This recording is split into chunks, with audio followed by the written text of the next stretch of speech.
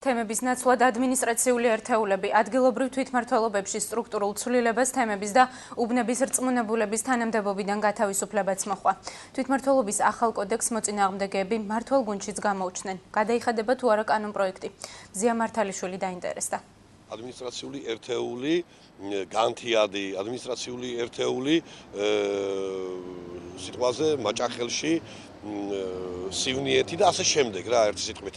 ასეთი პრინციპით დავყავით, იქიდან გამომდინარე, რომ მე ერთადერთი გამოსავალი ამ შემთხვევაში ეს დავინახე. ხელვაჩაურის მუნიციპალიტეტის გამგებელს გამოსავალზე ფიქრი თვითმმართველობის კოდექსით გათვალისწინებული ცვლილებების განხორციელების შემდეგ დაჭერდა. ამ ცვლილებების შედეგად ორთაბათუმის თემს, რომელსაც 2000 წლოვანი ისტორია აქვს, ორთაბათუმის ადმინისტრაციული ტერიტორიული ერთეული ქვია. მის ხელმძღვანელს კი თემის რწმუნებულის ნაცვლად ადმინისტრაციულ ერთეულში გამგებლის წარმომადგენელი. კონკრეტულად აი ორთაბათუმის თემი უფრო ლამაზად ჟღერდა, ხალხისთვისაც ასოცირდებოდა ისტორიული 2000 წლის ისტორია. ასევე შემიძლია თქვა ახალშენზე, ასევე შემიძლია მაჭახელზე თქვა.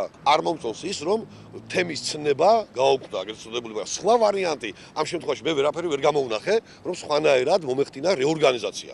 ესეც მიღებული პარლამენტის მიერა. შეიძლება კიდევ უფრო უკეთესად ჩამოყალიბდეს ეს პროცესი და ცოტა ისტორიულ ჭრილშიც რომ განვიხილოთ. ხელვაჩაურის მუნიციპალიტეტში 11 თემი 37 ადმინისტრაციულ ერთეულად დაიყო. ცვლილება ყველა მუნიციპალიტეტს შეეხო. თვითმმართველობის ახალი კოდექსის ამოქმედებიდან რამდენიმე თვეში კანონმდებლები კორექტივების აუცილებლობაზე საუბრობენ. ხარვეზი არის ეს ადგილი ბუნებრივია, გამოსასწორებელია, თემის ცნება აუცილებელია რომ კოდექსში შემოიღოს. ეს არის რამდენიმე სოფლის გაერთიანება. ასეთი ცნება თვითმმართველობის კოდექსში გაქრა.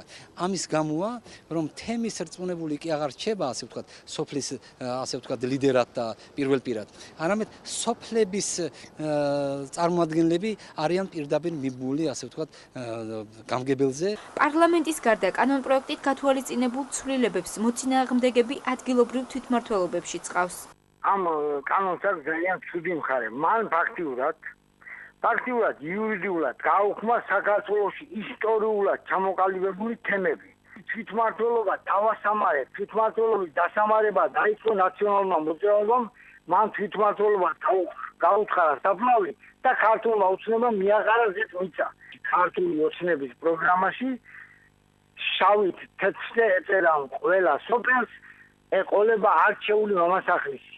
არჩეული კი არა დანიშნული წარაღა. წინასაარჩევნო დაპირება რომ არ შესრულდა, ამას საქართველოს პარლამენტში აჭარის მაჟორიტარი დეპუტატიც ადასტურებს. ამ ადგილზე ცოტა ვართ მოკოჭლებული, დაპირება არ არის შესრულებული, მაგრამ შესრულებულია მთავარი, რომ გამგებელი და მერი მოსახლეობის პირდაპირი წესით არის არჩეული და ესაა დემოკრატიის პირდაპირი წესი. მე ვფიქრობ, რომ თვითმმართველობის კოდექსი ნელ-ნელა უფრო დახვეწისაკადა სრულყოფილებისაგან წევა და ჩვენ მივალთ იმ დონეზე, რომ თვითმმართველ თემებში, ასე ვთქვათ, ადგილობრივ თემებში არჩეული მამასახლისი ეყოლება საქართველოს.